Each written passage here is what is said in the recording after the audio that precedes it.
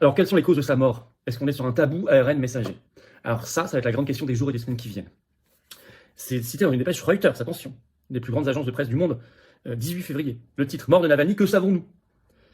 Avec cette explication qui revient de plus en plus dans les articles, d'abord par les services pénitentiaires, où il était enfermé, je cite la dépêche, le 16 février 2024, dans la colonie pénitentiaire numéro 3, le condamné Navalny ne s'est senti pas bien après une promenade, perdant presque immédiatement connaissance. Ça, c'est ce que rapporte la colonie pénitentiaire. Le personnel médical de l'institution est arrivé immédiatement et l'équipe d'ambulance a été appelée. Toutes les mesures de réanimation nécessaires ont été prises, ce qui n'a pas donné de résultat positif. Les médecins de l'ambulance ont déclaré la mort du condamné. Les causes du décès sont en cours d'établissement.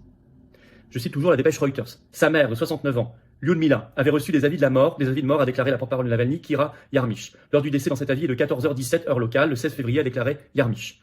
Lorsque l'avocat et la mère d'Alexei sont arrivés à la colonie ce matin, on leur a dit que la cause de la mort de Navalny était le syndrome de mort subite, a déclaré samedi Ivan Zdanov, qui dirige la fondation anticorruption de Navalny. Je cite toujours Reuters. Syndrome de mort subite est un terme vague désignant différents symptômes cardiaques qui causent un arrêt cardiaque soudain et la mort. Une source non identifiée a déclaré à RT contrôlée par l'État que Navalny était mort d'un caillot de sang.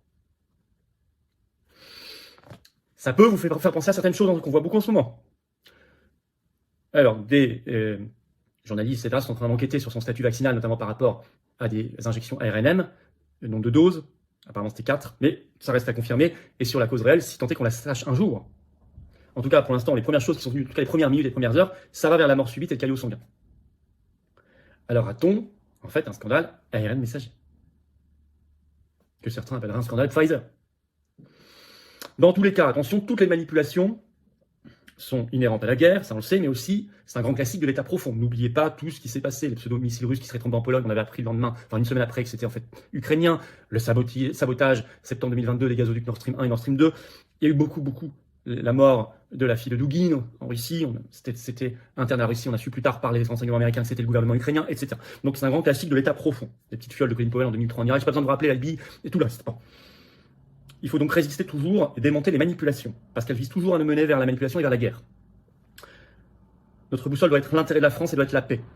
Le moyen pour cela, pour suivre le nord de cette boussole, c'est la France libre. Dégager de l'Union européenne et de l'OTAN, c'est extrêmement important. Dégager de l'état profond. Sortir de l'Union européenne et de l'OTAN.